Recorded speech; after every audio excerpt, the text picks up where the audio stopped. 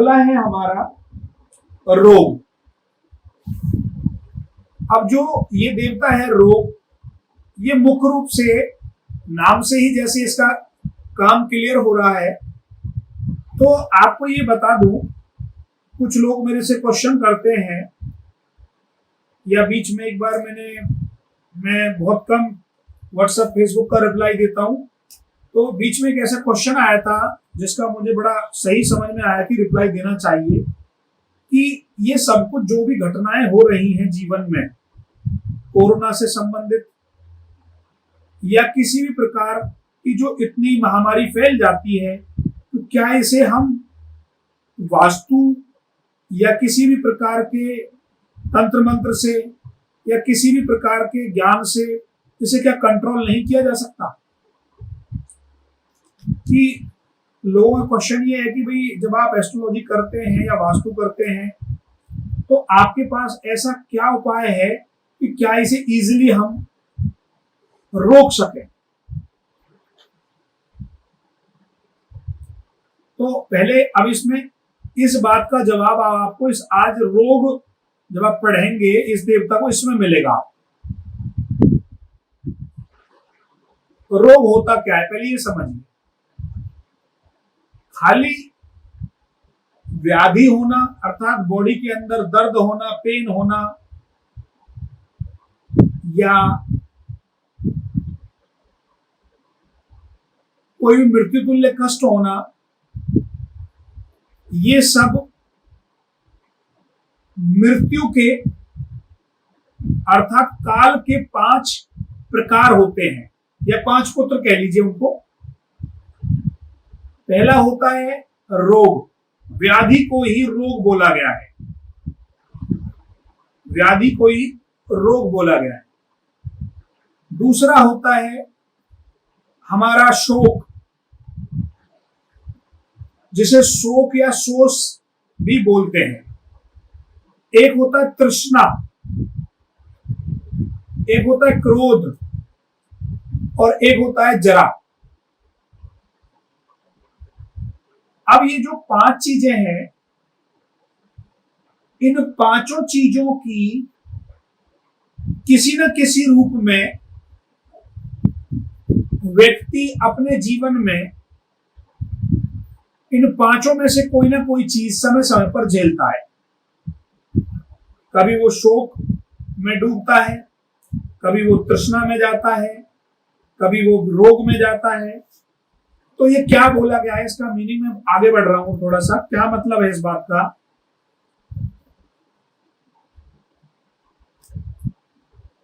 जितने भी देवी देवता हैं,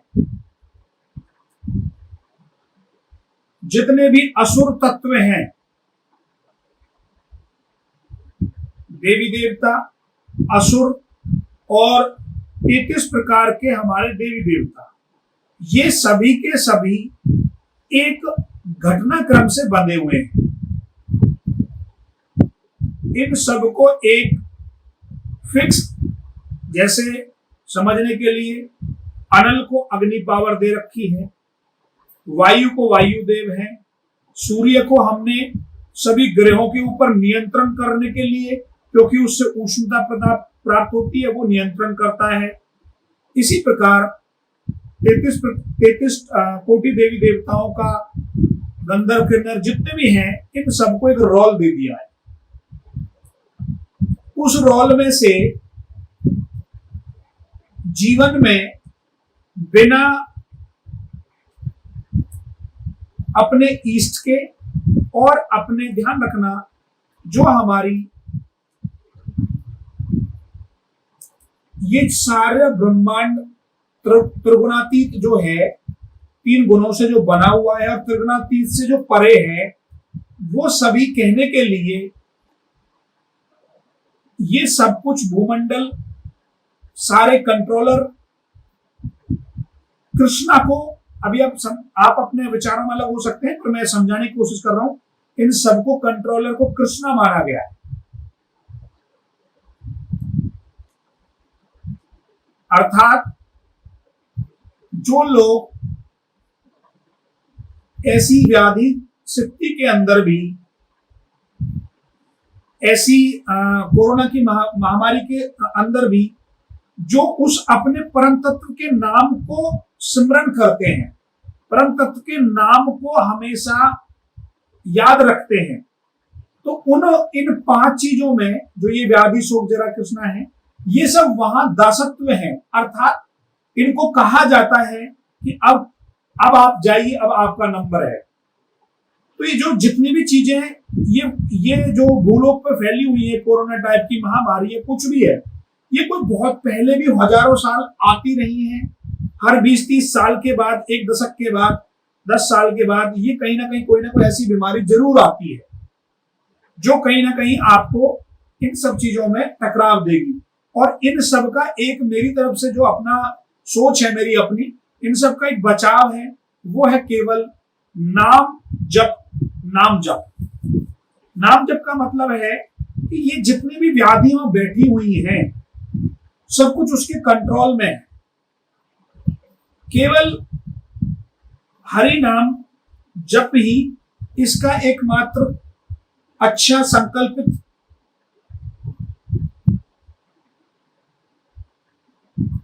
अगर आपने कोई भी नाम जप का संकल्प ले रखा है तो ये उसको क्रॉस नहीं कर सकते, ये इसको वरदान है इन चीजों को। अगर आपने कोई भी नाम संकल्पित करा रखा है, अपने गुरु से दीक्षा ले रखी है, और जो आपने दीक्षित नाम मंत्र में दे रखा है, वो ये कोई भी प्रकार के व्याधि तत्व, मृत्यु, काल, तृष्णा, क्रोध, ये सब उसी के अंडर में आते हैं। जी, अगर कोई व्यक्ति अपना अपने देखना है तो किसी एक विषय से जुड़ करके हमेशा से है, बचपन से ही है, उसकी धारणा हो, किसी को भी जिंदा कहते हैं, मतलब इतना ज्यादा उसको विश्वास हो कि उसके अलावा उसको समझ में ही ना आए। तो भले उसके घर में, उसके सराउंडिंग्स में कितनी भी कमियां हैं, खराबियां हैं, उसके मन की चीजों का कभी बदलाव ही नहीं करेगा। वो तो अपने आप को जोड़ के बताएगा, हमेशा उसकी ज्ञान है या कितना हल्के की और ये सारी एक्टिविटीज को जिसके नहीं कर रहा है, जैसे कुछ गाना है या कुछ डांस करना है, वो अपने स्वभाव बस ये वजह से है कि वो हमेशा इस सबसे जुड़ के ही है। तो कितनी से कितनी चीजें हैं उसके आसपास, उसके सराउंडिंग्स में या उसके जीवन में, क्योंकि तो वो बचा नहीं जाएगा। देखो, बचने के लिए कोई बड़ी बात नहीं है। मैंने बोला खाली आप गुरु नाम जप से भी बच सकते हैं। गुरु नाम जप इस संसार का सबसे सर्वोत्तम जप है। अब अभी रुकिए। अब जैसे जैसे जब आगे सीढ़ियों पे चढ़ेंगे, तो गुरु नाम जप से आगे जब चीजें बढ़ेंगी, तो ये सब चीजें अल्टीमेटली आप भी तो यही चाहोगे कि आप ज्योतिष सीखें तो सर्वश्रेष्ठ सीखें, कि हम सर्वश्रेष्ठ, हर चीज में सर्वश्रेष्ठ होना चाहते हैं, ज्ञान में भी सर्वश्रेष्ठ होना चाहते हैं, धन में भी होना चाहते हैं, मान सम्मान में भी होना चाहते हैं। इसी प्रकार आप जब नाम जप की बात करेंगे तो पहली सीढ़ी आपने मान लिया, आपका पूर्व जन्म के कारण किसी चीज में आपका ध्यान मगन बहुत ज्यादा है, परंतु धीरे धीरे अल्टीमेट आप जाओगे तो उसी मेन बिंदु की तरफ ही। तो खिंचना आपने मेन बिंदु पर ही है, जो खिंचाव रहेगा। जी,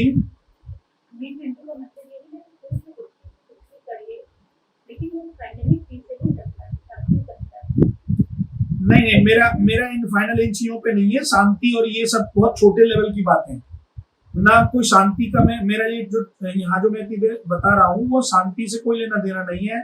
यहाँ लेना देना है सोल का।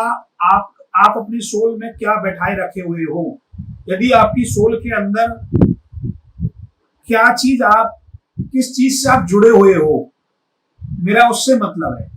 आपकी जो सोल है ये किस चीज से संकल्पित है, उससे मतलब है मेरा। सोल में क्या संकल्प है, यदि वो संकल्प आपका किसी भी रूप में, किसी भी मंत्र तंत्र से जुड़ा हुआ है, तो ये सब चीजें, ये जो 5 चीज मैं बता रहा हूं, ये सब उसको क्रॉस नहीं कर सकते। केवल उन लोगों पर ये विजय पा सकते हैं जिनकी सोल में संकल्पित पावर नहीं होती है।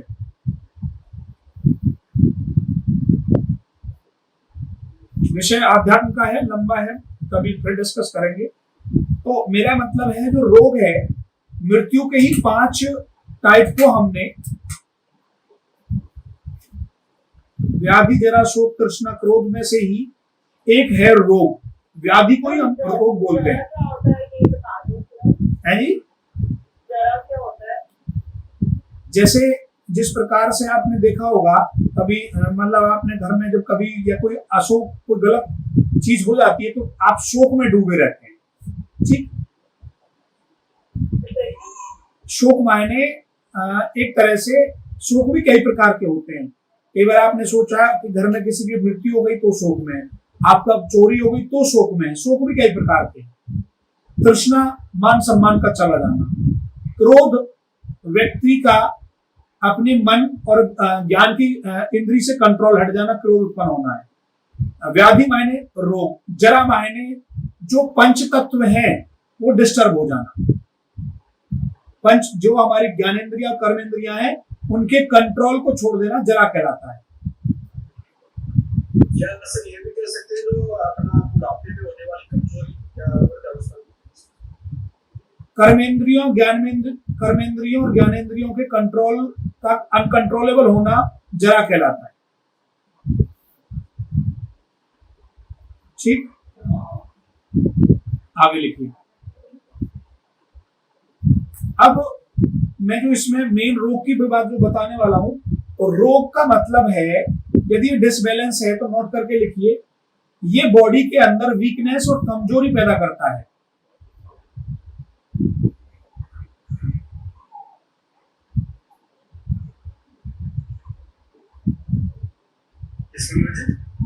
वीकनेस, कमजोरी में वृद्धि करता है। ये यदि असंतुलित है तो व्यक्ति के अंदर वीकनेस और कमजोरी देता है।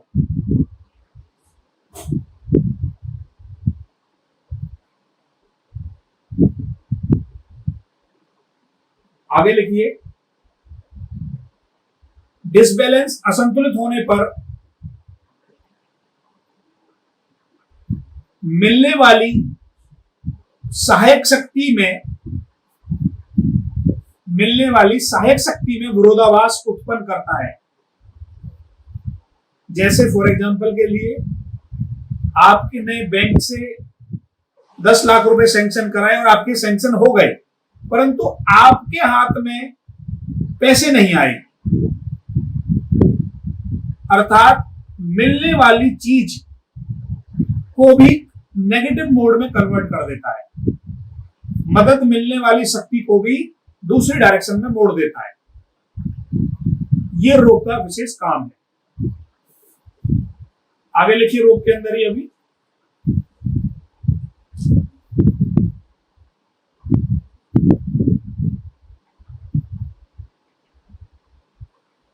यहां ग्रे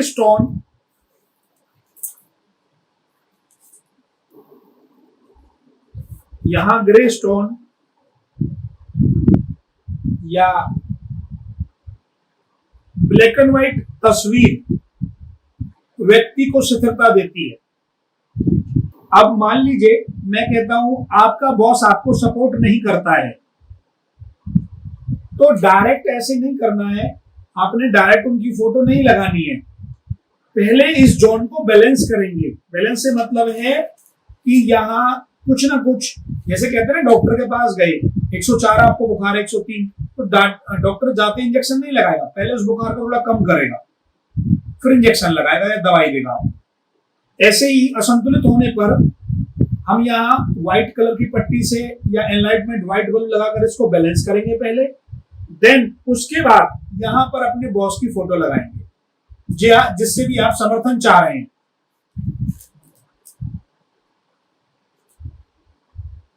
ये सब जो भी बॉस या कोई भी व्यक्ति जिससे आपको समर्थन चाहिए, अगर यहां गलती से प्रवेश द्वार खुल जाता है, जैसे समझने के लिए ये ड्राइंग देखिए, अगर यहाँ कोई प्रवेश द्वार होगा, पाप्यक्षमा और प्यापक्षमा से अगले वाला आ गया हमारा N1 रोग, ये है। अब जैसे यहां पर आप देखेंगे रोग वास्तु जो हमारा ये जो प्लॉट है इसमें कटा हुआ है, ये देवता ही एग्जिस्ट नहीं कर रहा है प्रॉपर, देवता ही हमारा कट गया है।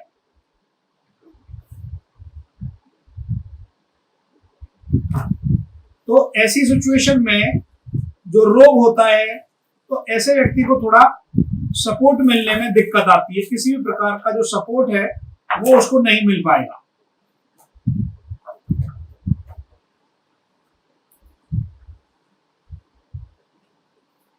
अगर यहां गलती से भी प्रवेश द्वार होता है तो व्यक्ति की इज्जत की धज्जियां उड़ जाती हैं। अगले देवता का नाम लिखिए, अगला है हमारा N2 नाग। लिखिए इसके अंदर, नाग के अंदर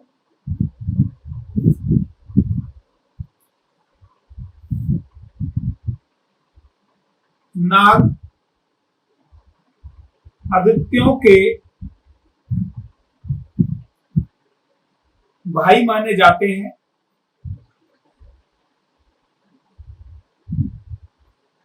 और इन्हें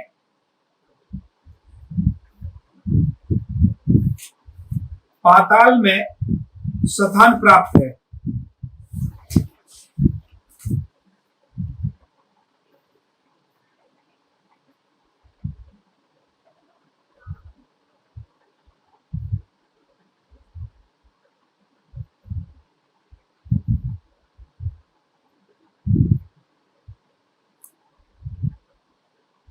अच्छा, अभी आगे जब पढ़ोगे तो नाग और सर्प के अंदर भी डिफरेंस होता है, ये भी बताऊंगा।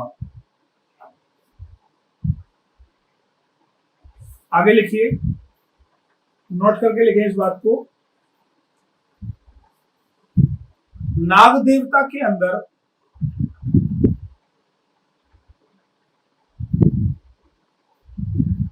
तीव्र लालसा और गहरी ललक, किसी भी चीज को सीखने के लिए गहरी ललक, तीव्र लालसा नाग से आती है।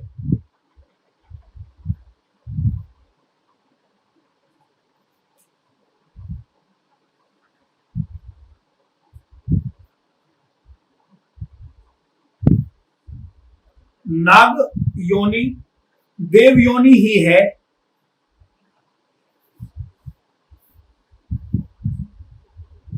नागों के पास देवताओं के समान शक्ति है।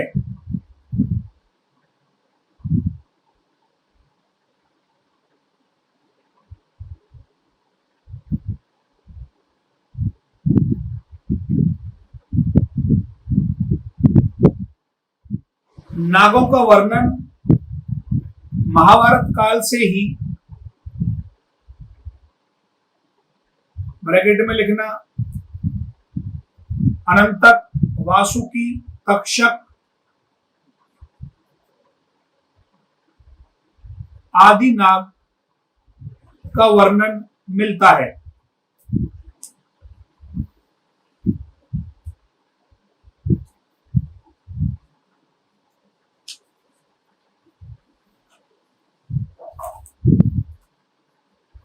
आगे लिखिए,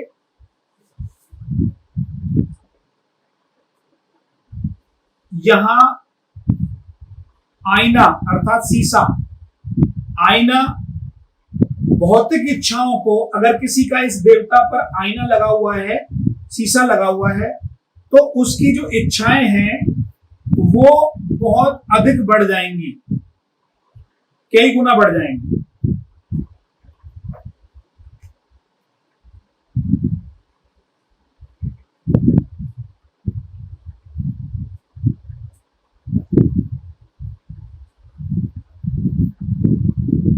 आगे लिखिए,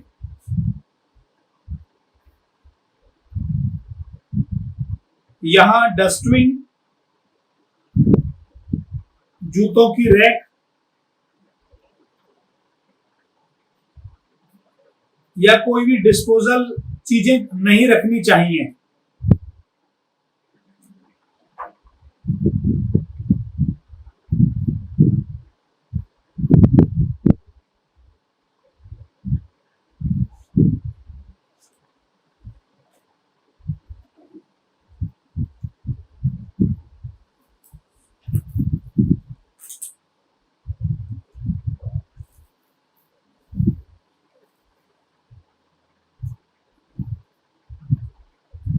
यह देवता असंतुलित होने पर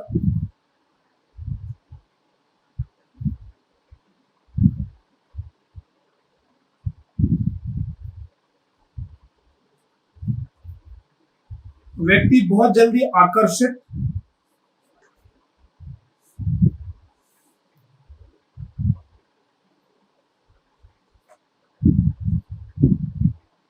होता है और हमेशा